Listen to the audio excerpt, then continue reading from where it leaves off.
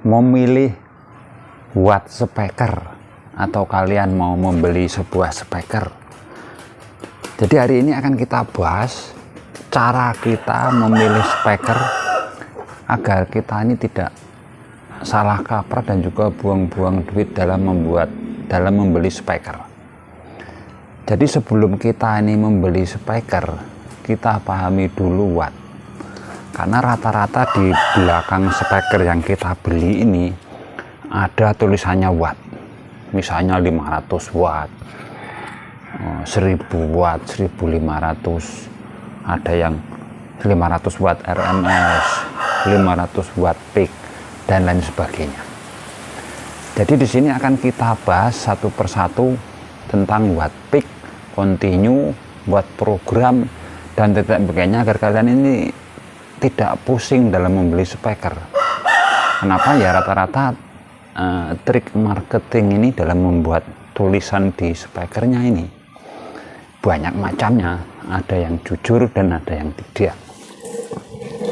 Nah, jadi mari kita bahas satu persatu soal watt. Jadi speaker ini yang kita butuhkan adalah watt RMS. Apa itu watt RMS? Yaitu watt real dan nyata bahwa speaker ini mampu digeber ataupun dikasih tegangan volt RMS sesuai kemampuan speaker, dan itu bisa konstan terus menerus tanpa jeda. Itu watt RMS. Jadi saya ulangi lagi, watt RMS adalah kemampuan dari speaker ini menerima beban sebanyak misalnya 500 watt, tetapi dia itu dikasih beban 500 watt, speaker ini akan bunyi normal dan konstan secara terus menerus dan stabil. Itu yang dikategorikan watt RMS. Kemudian ada juga yang tulisannya ini 500 watt peak. Itu lain lagi. Yang mana jika sebuah speaker ada tulisan 500 watt peak atau 500 watt continue atau 500 watt program atau ada lagi watt apa nih namanya, watt mark, nah itu lain ceritanya.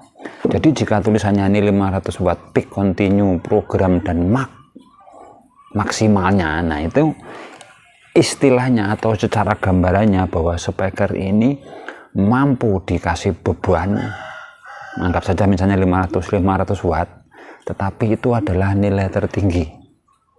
Nilai tertinggi dikasih beban 500 dan dia mampu, tapi kemampuannya itu hanya sepersekian detik.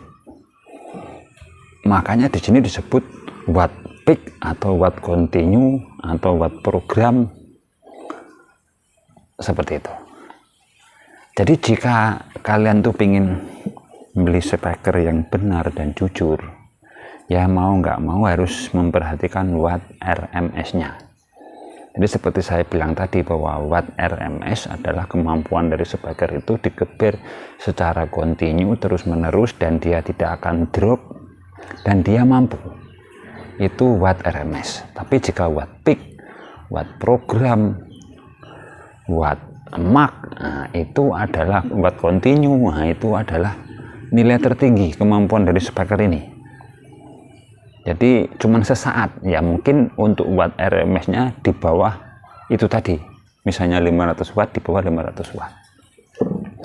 Nah selanjutnya, bagaimana sih caranya jika di speaker ini polosan seperti ini? Nah polosan seperti ini kita nggak tahu wattnya. Nah, cara kita mengetahui adalah dari voice coil-nya ataupun gulungannya, spoolnya.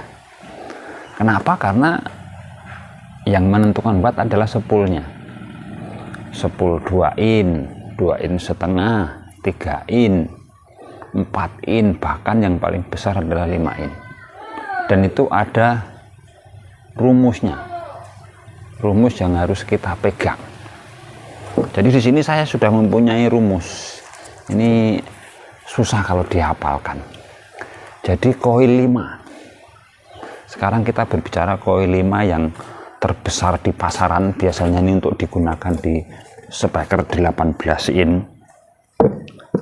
Koil 5. Oke, kita berbicara koil 5. Koil 5 adalah mampu dikasih beban tegangan RMS, yaitu PAC RMS yang masuk speaker itu adalah 80 volt PAC RMS. Itu koil 5. Nah di situ kita bisa mengetahui kita butuh power amplifier yang mampu mengeluarkan daya 80 volt keluar ke out speaker itu secara konstan dan real dan tidak ngedrop. Nah itu judulnya nanti pas untuk speaker koil 5, yaitu 80 volt. Nah, jika kita sudah mempunyai koil 5 in, itu dapat hitung wattnya. Berapa watt sih speaker itu? Watt RMS-nya. Ya, rumusnya adalah ini watt ini kita ibaratkan P sama dengan V kuadrat dibagi beban. Nah, bebannya di sini R ataupun ohm.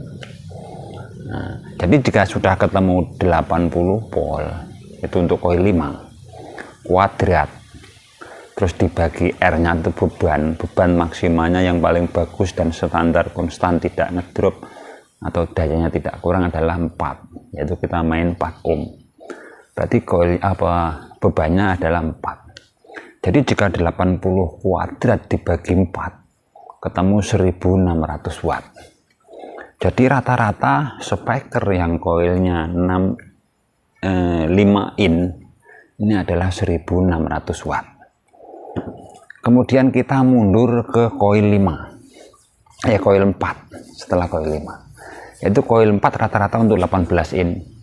Nah, koil 4 yang sedang ramai di pasaran dan itu mampu di tegangan 60 volt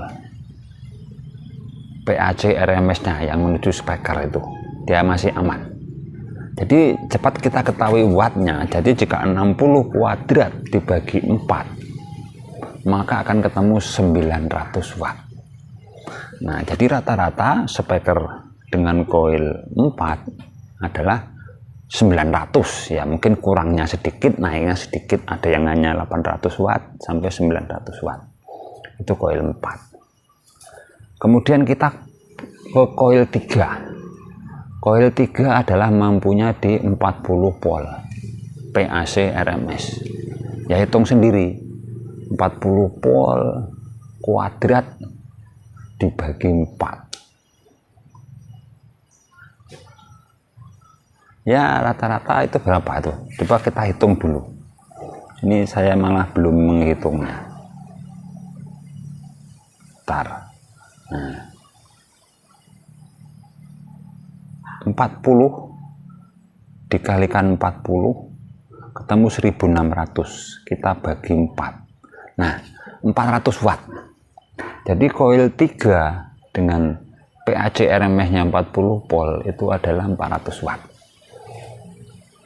Nah, kemudian koil 2 in setengah itu adalah 30 volt RMS. 30 kuadrat adalah 900 dibagi 4, maka ketemu 225 watt RMS. Kemudian koil 2 yang paling kecil, koil 2 adalah 25 volt dikalikan 25 ketemu 625 dibagi 4, maka ketemu 156 watt. Jadi seperti itu saja cara menghitung, gambarannya kasarannya, tidak usah rumit-rumit. Kalau kalian tidak tahu berapa watt di speaker kita, ya dipahami dulu ini koilnya berapa. Ya kalau kurang percaya lagi dibuka jebret, nanti diukur diameternya menggunakan jangka sorong atau meteran biasa, nanti ketemu incinya berapa inci, seperti itu. Jadi mudah-mudahan pembahasan tentang speaker ini bisa dipahami, dimengerti. Jika ada kekurangan atau pertanyaan, kita bahas di sini. Kita sama-sama belajar tentang dunia sound system. Terima kasih sudah menonton. Sampai jumpa video-video kami selanjutnya. Terima kasih.